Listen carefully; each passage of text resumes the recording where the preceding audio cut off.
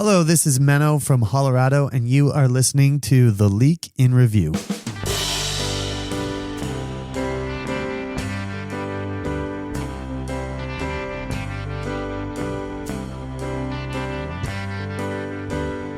Now forget everything that you thought you knew from the shattered dreams, the leak in review. Hey, welcome back to the program. Thank you for tuning in, giving us a like, giving us a subscribe, sharing your comments, sharing the episodes. And please, if you haven't already done so, take 2 seconds. If you can do that, it helps move the needle in such a huge way. This is the Leak in Review. I just heard we won an award. Funny, I heard from the listeners that there was some award that was given for this show, and well, I haven't heard directly from the award producer, so I'm guessing it's fake. Maybe it's an award that they made up. I don't know. Maybe I should go back and read my emails. The Leak in Review. On this episode, we talk with Menno Versteeg from the band Hollerado. Hollerado broke up, I guess, 2019. They were like, that's it, done. I'll speak to Menno about the album that likely caused the end of Hollerado. But then Hollerado came back. New album called Start a Band. Went out on tour. More dates to come. We talk about the lifelong friendships of Menno and the rest of the guys in the band who I didn't know until this conversation. They all grew up on the same street. Menno gives his advice to artists and how much happier he and the band are today because they recognize what Hollerado, the band, is to them. Lots to come from Menno, lots of insights, and he's funny. The guy is funny. Always like chatting with him. First, some news. So we already know that AC/DC and the Foo Fighters are doing stadium tours next year. Guns N' Roses, they're doing it again too. Big one too. 40-date run through North America and Europe. It all kicks off next March. Tickets on sale now. I've seen Guns N' Roses a few times. And I'll admit, the first couple times, really good. The third time, maybe I just saw them too much. I don't know. Will I go to this? I think so. This is probably the last one. Coming up on the program, we chat with Menno from Hollerado.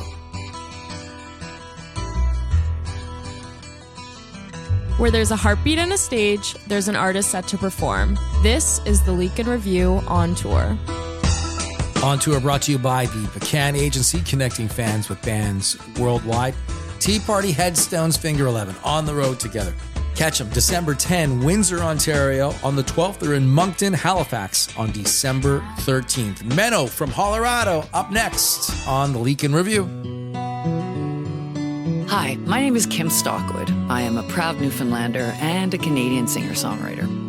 In a landscape where many lack access to health benefits or employee assistance programs, the Unison Fund serves as a lifeline of hope for musicians and music industry professionals facing medical emergencies or mental health challenges.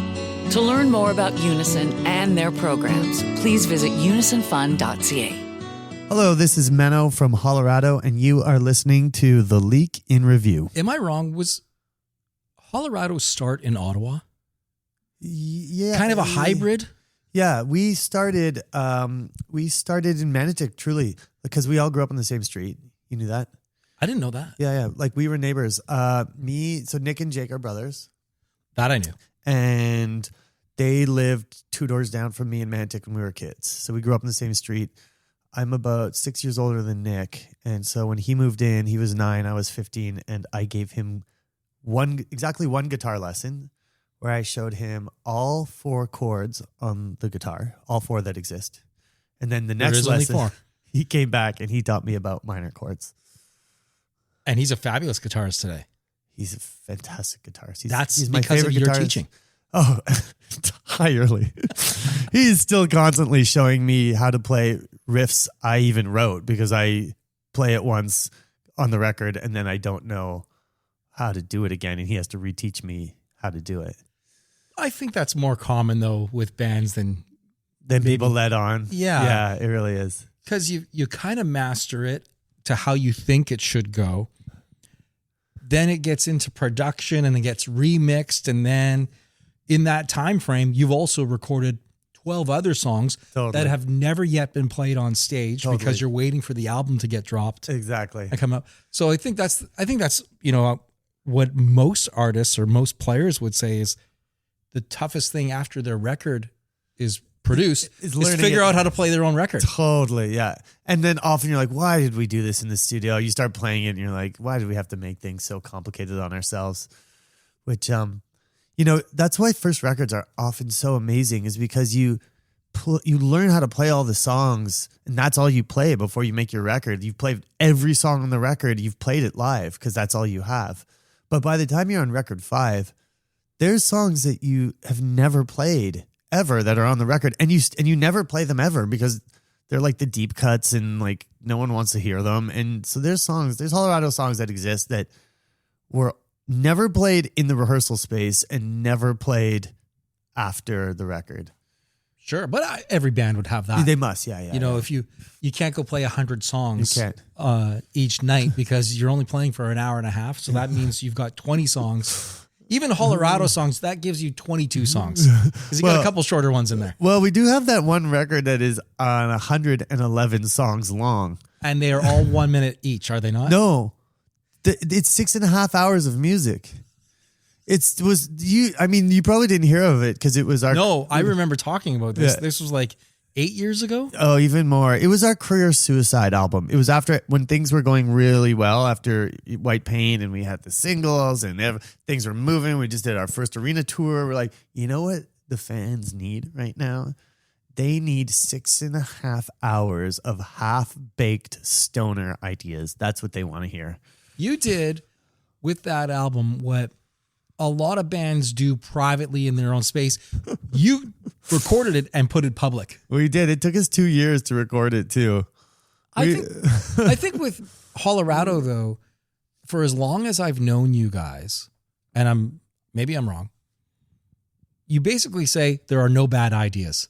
We're not afraid to fail. And let's go for it. Yeah, when we have failed a lot, and some of them which really seemed bad turned out to be really fun, like the Meet the Mayor tour or something like that. I still remember Demo in a Bag, and then Record in a Bag came out. And you guys put CDs in Ziploc bags. We did. With glitter, and I think anything that would ruin your CD player. Yeah, playing cards, like whatever we found. A folded note, like handwritten notes. This is our album. Yeah. It's called Record in a Bag. It came from a real place. We when we first started touring, we didn't have a record label, of course, and we had this demo, and we didn't have the money to do a full pressing. So we would go on tour, and then we would stop the van at Best Buy.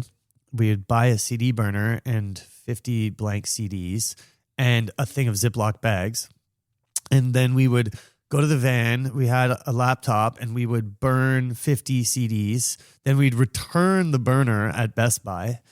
And then we put them in the Ziploc bag. And then whatever junk we had lying around in the van, we'd fill it with, we put that in the bags just to like get rid of stupid, like you collect stickers from venues and like there's just like funny things you find or pictures from magazines or a page from a book that fell apart. Bottle caps. Literally anything. Badges. I think there were some pins in there that were unrelated to Hollerado. Oh, completely. No, it's just basically our trash. Matches. Yeah. All that stuff. And so we, and then we would sell those for $5. But then when the time came to make an actual album, we're like, why don't we just make a record in a bag and do the same thing? So we kind of standardized the stuff that was in it at that point, and we had like silly things, but one of them was confetti that people complained a lot about.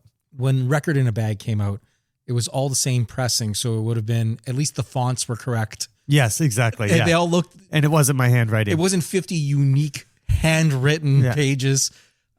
Still, I remember those things. I remember that van too. That old white van that you had. Yeah, that was the second painted van.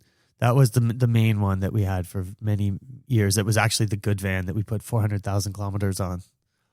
How many miles do you think you've done overall in a car? Oh, How many times across Canada? Oh, I bet I bet with just Hollerado, like 20. And then, I've done it with Anyway Gang, and I did it with my band before that. Like I bet 30 or 40 Canadian tours, maybe something like that. Two a year. A lot of time. I'm 45. So I've been touring since I was like, my first cross Canada tour was when I was like maybe 20. Right. So I don't know, whatever that is. Once Nixon taught you how to play. I know. Yeah. Oh, jeepers, creepers. He's still teaching me. So you say it was career suicide, 111 songs. Why do you think that? Well, because our career stopped quite immediately after. There was empirical evidence. And we kind of had to pull ourselves out of a hole again. And that's when we made the album Born Yesterday, kind of like as a fresh start. And that had a single on it again. And, the 111 songs, we learned how to write songs doing that. We really did. Like, because we finished all of them. They were all real songs. Some of them were absolute garbage, but you learn a lot doing that. It's like you really put in the hours. And I think it, as much as we bitch and complain, I would do it again. I wouldn't do it again, but if someone said, do you regret doing that? You have the chance to erase it off I wouldn't. Like I stand by that we did that, even though it was stupid. It forced you to work on your craft. Yeah, it really did. Did you know you were doing that album in advance of that album? Like, or did you all of a sudden say, hey, we're already at 80 songs that we've, like, was it set up? Did you write it down and say, let's release an album with 111 songs? Okay, who's got an idea for song number one? So basically, the way that album came out is that when we did White Paint, which was our second album, we did a pre-sale that if you bought, like, this was in the days of bundles. Remember those? You would do a bundle. And so you would get the t-shirt and the record, but the top tier bundle for like way too little money, $50, you got the record, a t-shirt, and a custom song about yourself.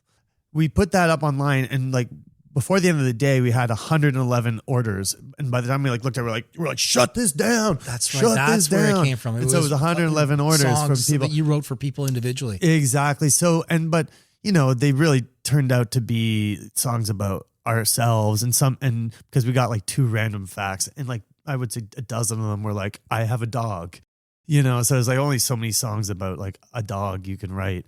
You just kind of make up a story in your head about this person based on their name, where they're from, and these 2 facts that they gave about themselves. And like some of my favorite ones on there, like there's this guy who was a baggage handler at Pearson. That's what he wrote. And then we had I still love that song. The lyrics are like called Going Nowhere. And it's about like this guy who like watches all these people go on vacation and has this or business. Yeah. And like just they're headed someplace. And he's at his work doing his job and like working day in, day out. And there's a stoicness to it and a pride in the fact that he is the one like going to the airport every day and doing his job and making their lives work. And I was like, I love that song to this day, but like no one ever even listened to it. It was number 72, and like even my mom didn't listen to it. Did you give a description of like who the song was for and what their notes were? Well, we put out a scrapbook with all our like stoner like drawings and notes about the people and like pictures. So you could buy 111 songs scrapbook that had all the facts that were submitted to us, and then our like musings on them too. It's pretty cool, actually. I'm really intrigued by this. I think that I'll we get have you a copy. There's a new business model here. We should probably do some more stuff. Yeah, we should go bankrupt together. It's a wonderful idea. Back to the van, though. What I don't think a lot of people know about the second van, the white van that did 400,000 kilometers. You encouraged people to write on it. Yeah, we had a show called the Paint Our Van Show, and then we bought a whole bunch of paint. And the first time we did it with our old van, we didn't think of garbage bagging the windows, which was so stupid because people like just painted all over the windows. Now you're visually impaired while driving. Yes, exactly. And it was, and the first one we also learned like that it was mostly like boobs and pot leaves. And so we told people none of that because we got to cross the border. But like the second one, we gave the instructions like no stupid shit. We got to cross the border, and we covered the windows and people came out. But our first trip crossing the border, we gave it a massive inspection. We're like, okay, we're clear. There's no pot leaves or whatever on it. And we're crossing the border, and the border guy comes out and he's like, so you guys love LSD, eh? And I was like, why would you think that? We just love our colorful van. And he's like, I was like, why would you think that? And he's like, because it says right there, we love LSD. And I was like, oh God, jeepers creepers. We missed one. So yeah, it got all painted, and then we toured around in it for a long time. Did you ever lie going across the border? Did I ever lie going across? Is this going on the internet? Without question. No. Because I know. No. I mean, you can put it on the internet, but look at me. I have never lied crossing the border. Maybe you can tell a story about someone that you know or don't know who traveled across the border. I know a band who said they were just going across the border to maybe do some recordings or something like that. And then the border patrol officer pulled up the band name, saw 32 U.S. tour dates. Oh, yes. And said, you're coming across to work. Yes. This is illegal work. Oh, You're now banned from entering into the United that's a real States thing. for 7 years. Yep. And the band is done. That's it. Yeah, it's a real thing. Like, that's honestly, we say we never mess around at the border, and we kind of don't. Like, always have your visa. Like, it's just, there's no percentage in it. And if you get caught, you're dead meat. So you have band to is follow, done. Yeah. You have to follow the rules. But that doesn't mean that we didn't have some interesting crossings, and we very much did. One time we bought a van, the very early days, we bought a van in the U.S., and we drove it, and they wouldn't let us import it back to Canada. So we got someone to come pick us up. But then when we had to go get our van, someone drove us to the border, and they didn't want to cross with us, and we had the visas and they didn't. So they dropped us off. It wasn't a walking border. And by that, you mean when you're in Windsor, you can cross the border into Detroit and literally walk. You can. Yeah, this one was not. This is like one where cars line up, just cars. So they dropped us in the line of the cars holding a guitar and an amp, and we're just all standing there with like the gear we need for the show to go get our van on the other side, and like holding a guitar and an amp, and we walked through the border. And by the time we got up to the thing, like they'd already come out, and they found us. They brought us in the office. We were there for 4 hours, but it was fine. So you're there for 4 hours, and then they say, okay, good enough. And now how much further did you have to walk to retrieve your van on the other side, on the U.S. side? I think we called a taxi because it was at like the next gas station. So we're not walking that far. Went and got a taxi. They drove us to our van. And you said, hey, we got a van so we can tour around in the U.S. We're just going to go meet up with it. It's at this location. Yes. Our story checked out. It was just ridiculous. Yeah, I was going to say that. Like, it's so ridiculous. As much as it's legal for you to do what you did, we're not going to let you in here because you're this ridiculous. Which is, unfortunately, it's a totally, they can not let you in for any reason they want. Yeah. And one of them is like, don't like the cut of your ridiculous jib. I imagine the ridiculous jib in that van that would keep people up at night. The ridiculous jib. Oh my God, there was so much ridiculous jib in that van. Like, you've got two brothers on one end who might be tipping the scales in terms of the arguments go because they're already siding with one another naturally. They know where the argument's going in advance. You're a wild card. I have been told, but so I imagine there was some pretty good content from that van. We had the most wonderful time all the time. We did have our fights and arguments, and we did go to band therapy together. But did you really? Oh yeah, we worked through it though. What did the therapist say? Well, the Hollerado. The therapist was Gus Van Gogh. Oh, okay. Record producer who has done very well. Yeah, he's done so well. But it was like full on like, no, we're not talking about music. We're sitting down and we're talking about our feelings, and we're talking about why we're behaving in certain ways towards each other, and we're getting a few things straight, and we're implementing some rules about the way this goes forward. And it really actually helped. Was it mostly a conduct thing? Like, stop getting so high. There was some of that, but a lot of just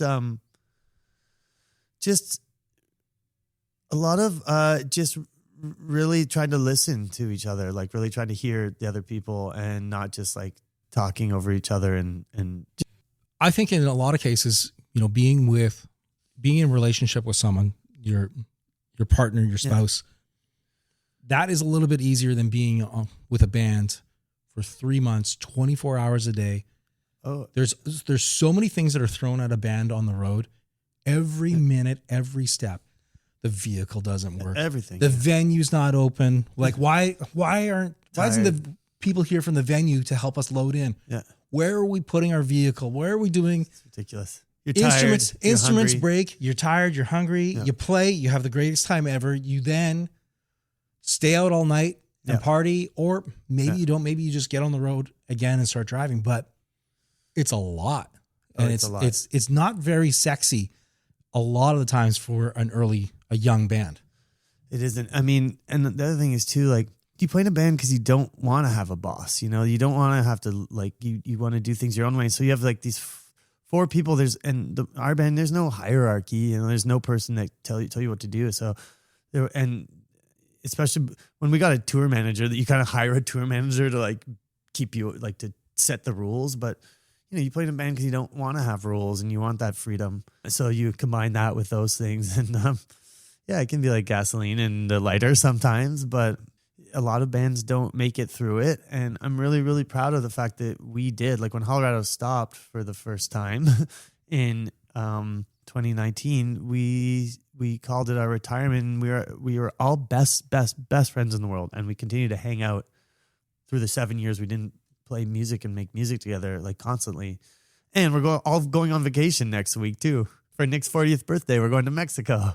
And you're taking the van, I hope. Oh, hell no. Driving straight there. Yeah, you're driving straight to Mexico. Everybody in the van, let's go.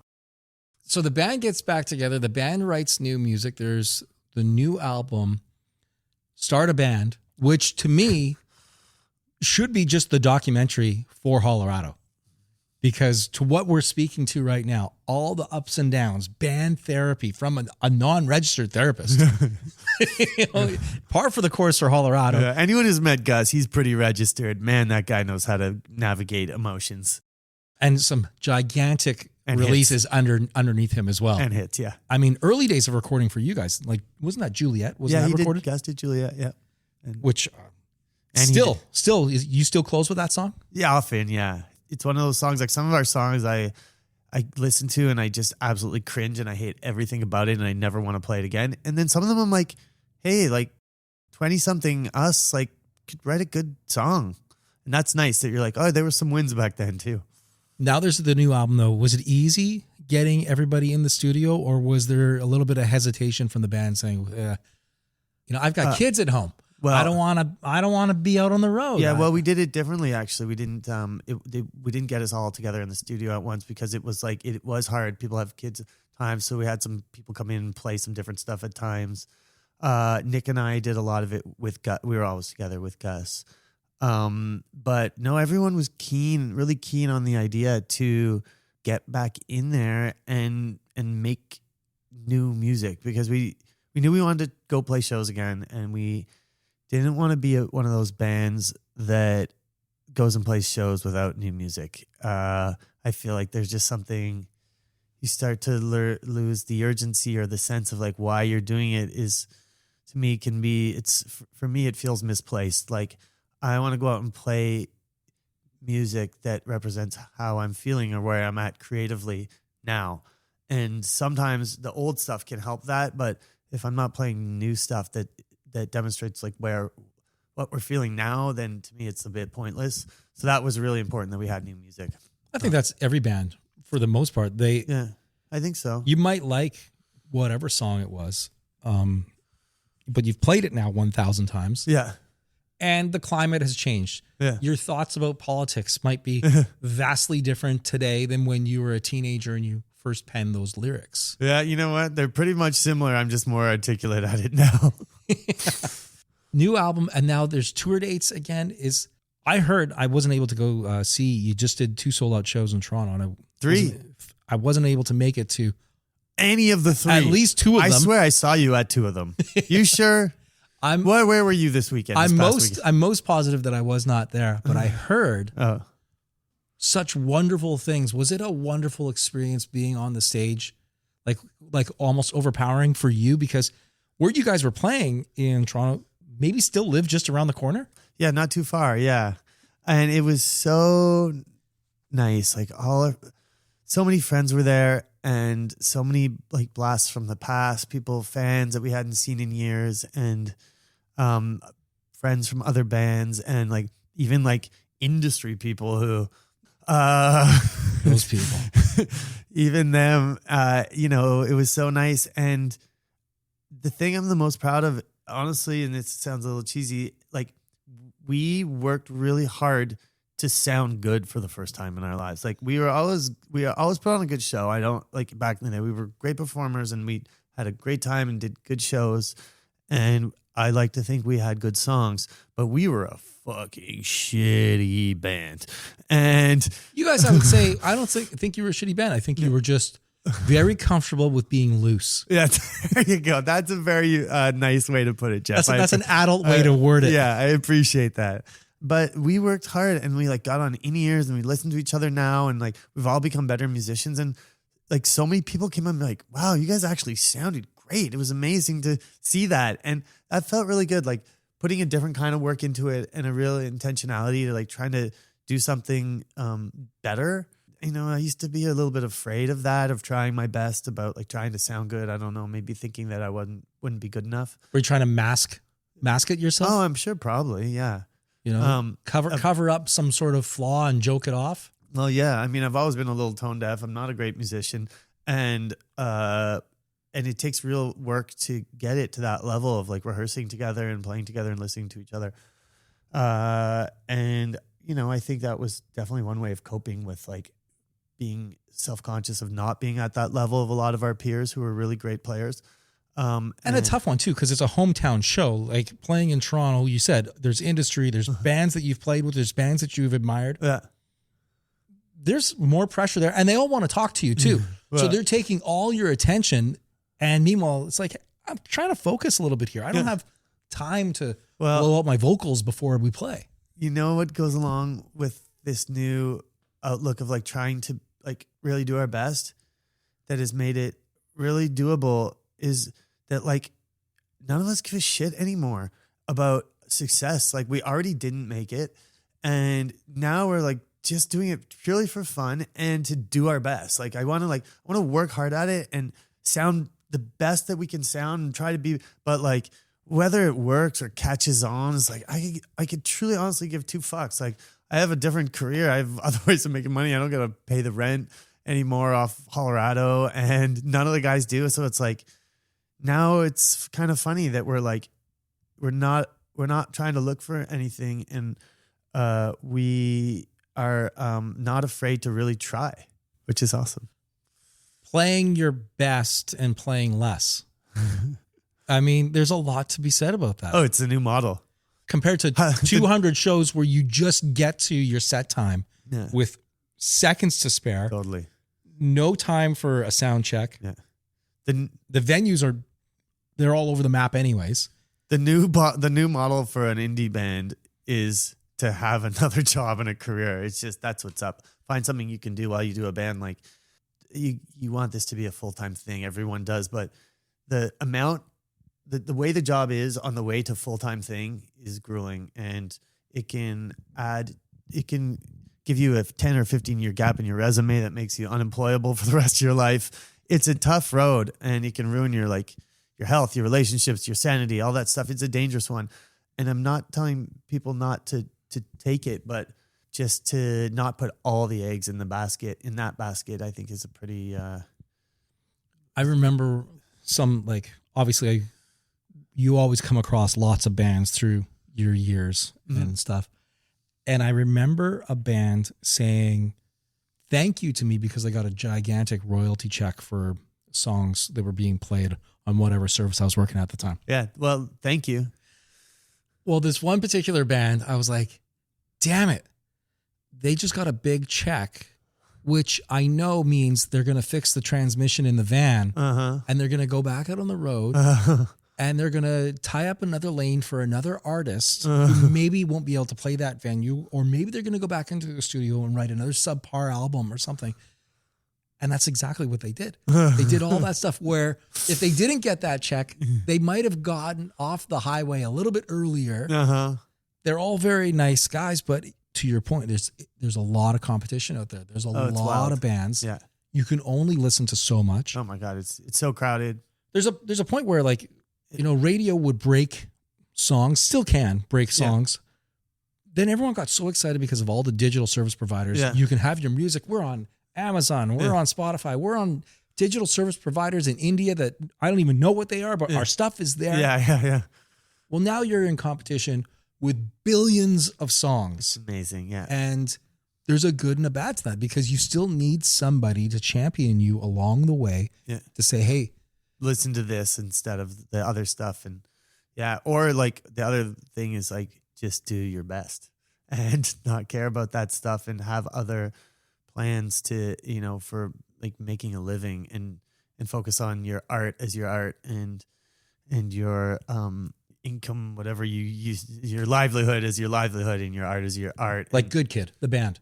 Oh my God, they have it nailed. Also from Manitic, one of them anyway. So that band, all graduates, I think, like a bunch of computer absolute physics, computer, every engineering, all of the stuff. Yeah, Nick, the singer, is an old buddy of mine, and they used to open for Hollerado when his old band used to. They had They had songs that took off. Did they ever? Yeah. And now it's their challenge to say, how much time are we going to spend on music compared to what is absolutely a guarantee in our careers? Yeah. And I mean, that's a good scenario. That's a great scenario. That's honestly, that's the model. Like, it's like that I think is really healthy. And that, so you're not just doing touring all the time and you're doing other stuff and leading a more balanced life and spending time at home and maybe having a pet. And let me ask you this, Menno. Yeah. Is it easier for you to write songs that you're not invested in? Oh, that's funny because the most successful songs I've written have been like a little bit Alexis or whatever, that's like a joke song for a TV show. And that was so fun and easy when Nick and I and Annie sat down and did that. It was like, came out and like literally just like, blah, blah, blah, and it's done. Good enough. Wrap it up. Yeah, it's good. Send and it so off. fun. And it's the biggest hit I ever wrote, but also it was in a hit TV show.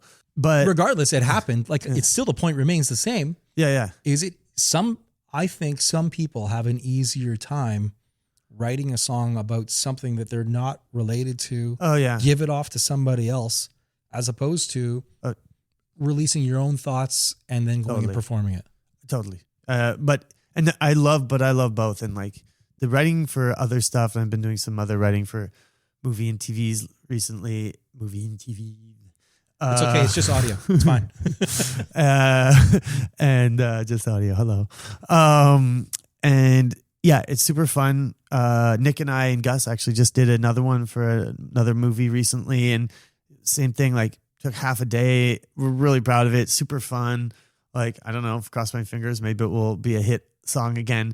But it's the writing.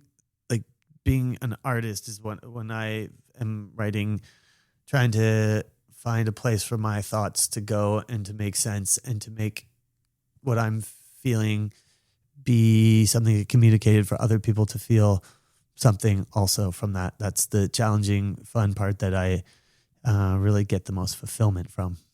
What about the record label, Royal Mountain? Oh, yeah.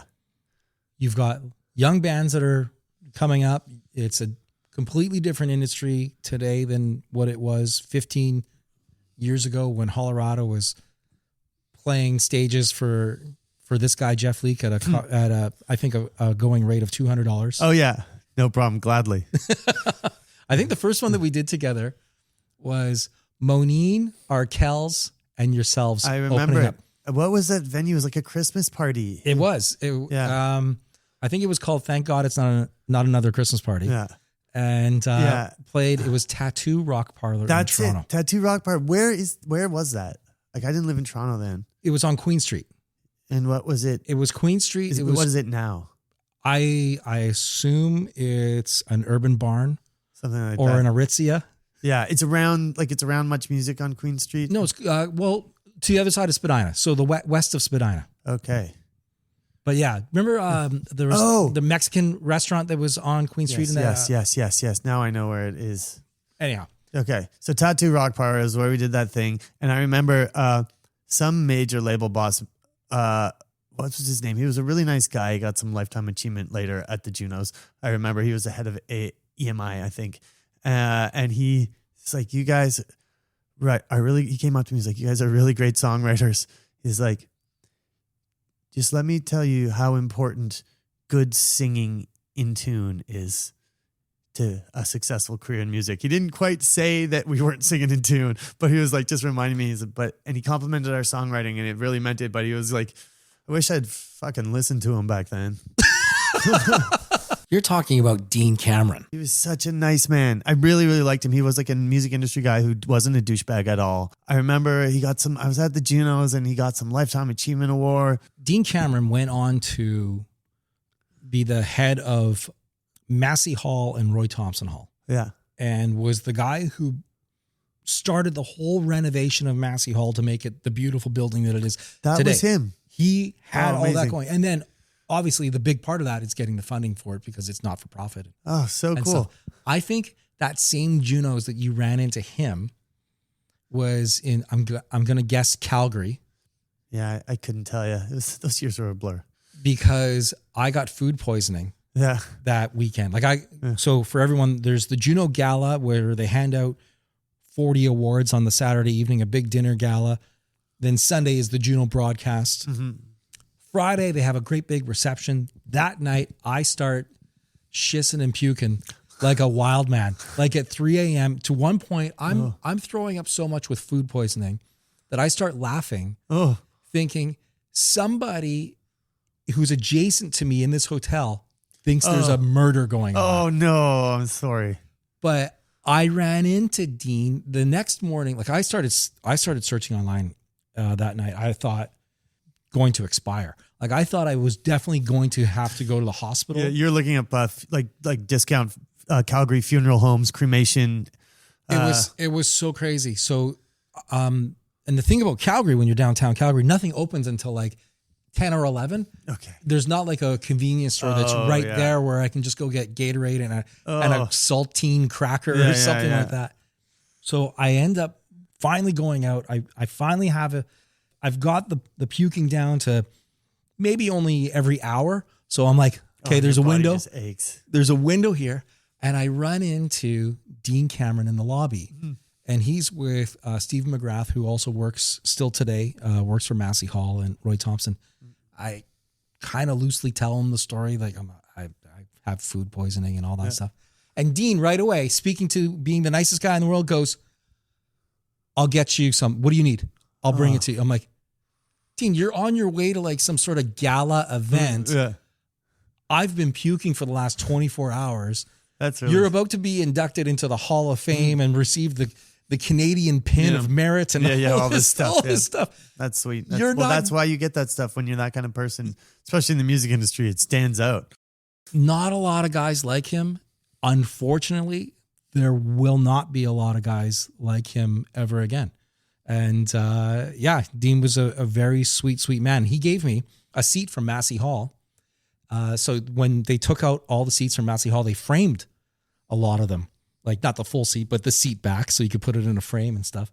And he wrote a beautiful letter to me and stuck it to the back of the frame. And it's That's so got it hanging at my place right now. But yeah, it's nice when you get good advice because I just wish I'd listened. Taking singing lessons right there on the spot. Songs that song. I remember why he was there. It was because Jen Hurst was championing you guys. She was doing A&R, I think, for EMI at the time, or maybe not. But she loved you guys as well. Yeah, definitely. I still see her around in the Junction sometimes. And she bugged the piss out of me to get you guys on that bill. Yeah. Like, I don't have time. I can't put them in. Like it's. That's nice. And I said, fine. Leave me alone, women. I mean, crazy times when you think about the little things you can do. But music has changed. Royal Mountain Records comes along. You've got different bands. They got different agendas. They know how to work social media, maybe better than they know how to set up a drum kit. What are you saying to bands? I don't really say much these days to bands, except for keep your expectations low and try your best and follow your artistic vision. That's about all I say.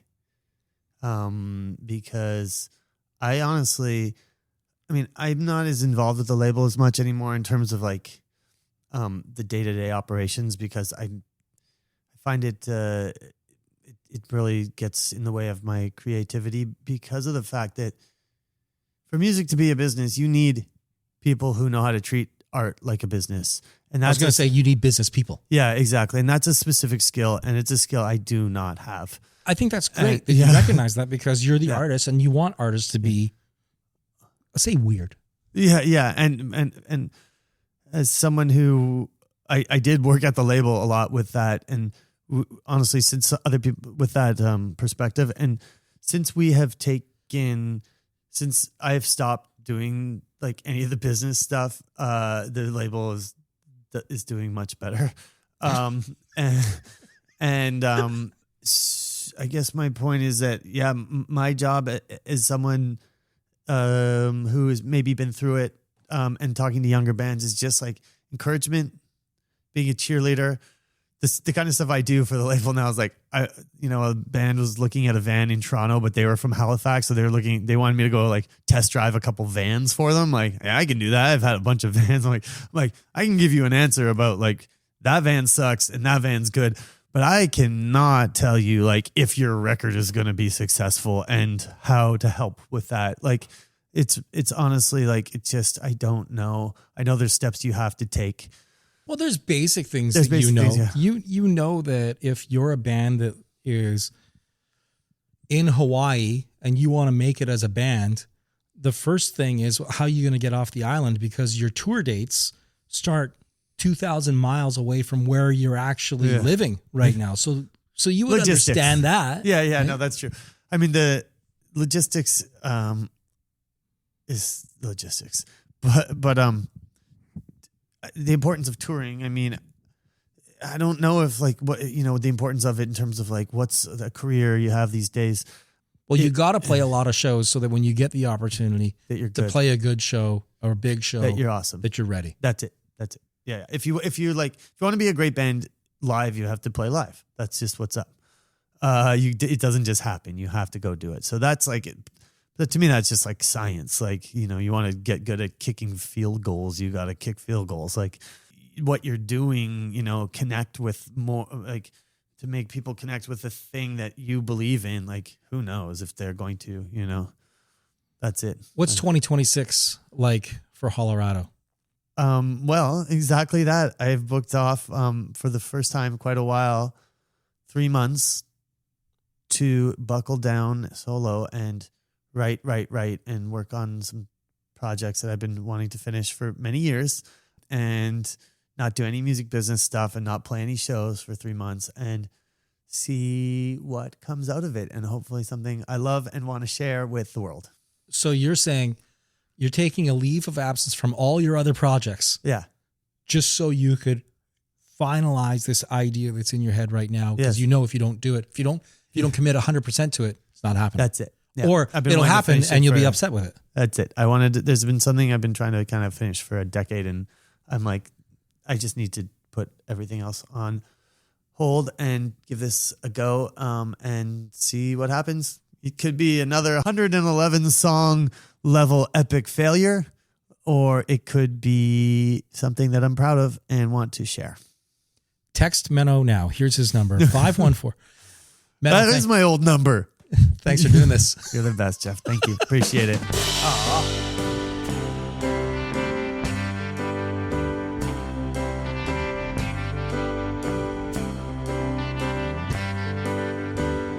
Now forget everything that you thought you knew from the shadow